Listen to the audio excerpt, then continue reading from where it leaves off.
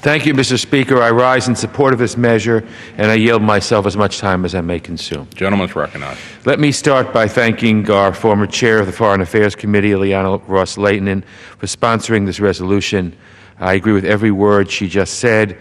She has been a good friend to the state and people of Israel, and this measure, which I'm happy to co-sponsor, shows once again that support for Israel in Congress is not a partisan issue. Israel has much bipartisan support in this Congress, and we intend to keep it this way. As the Congresswoman has mentioned, the violence in Israel has gone from bad to worse in recent days.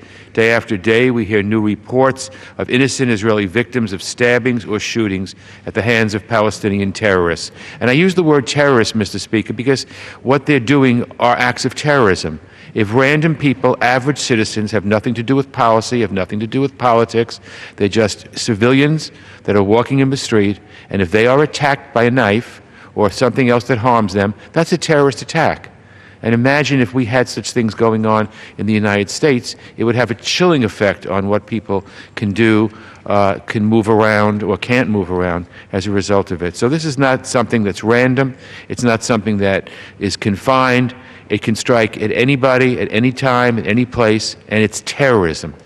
And I've often said that while I support a two-state solution, if the Palestinians continue to use terrorism because they think it'll get them closer to their state, they are wrong. It will prevent them from ever having a state if they don't renounce terrorism. And that's what this is all about. It's the incitement, it's the encouraging of hatred for Israelis and for Jews and for the United States as well.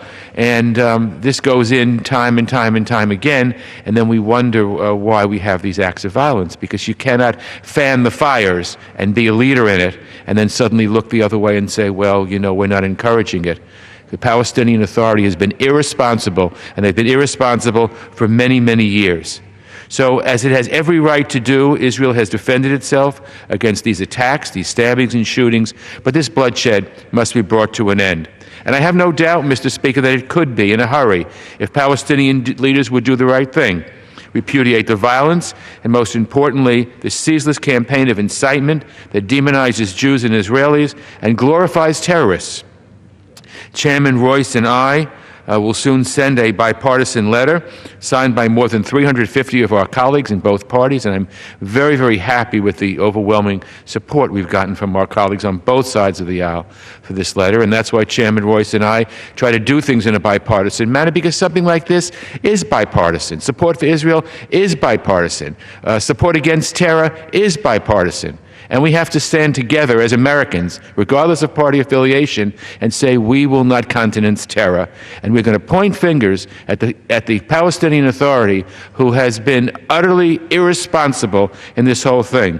So if Palestinian leaders would do the right thing and repudiate the violence, and most importantly, end a ceaseless campaign of incitement that demonizes Jews and Israelis and glorifies terrorists, this could stop.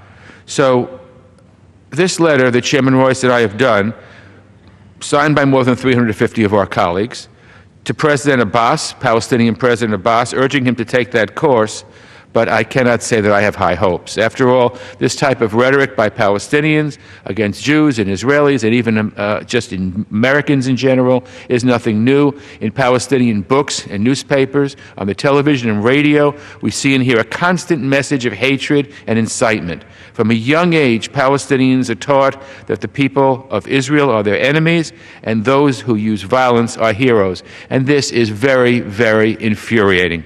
It's the fuel that fires the violence we're seeing today, and it's a roadblock, as I said before, on the path towards a two-state solution. Palestinians will never build their own state on the backs of terrorists. It's a dead end for them, and it's counterproductive. They ought to know it. They are doing their people a tremendous disservice. So this resolution calls on Palestinian leaders to show real responsibility, to reject the violence and end incitement, and to return to the negotiating table with no preconditions. Sit down and negotiate. It reaffirms our commitment to our Israeli allies and our desire to see peace for both Israelis and Palestinians. So I urge my colleagues to support this measure, and I reserve the balance of my time. Gentleman reserves the gentle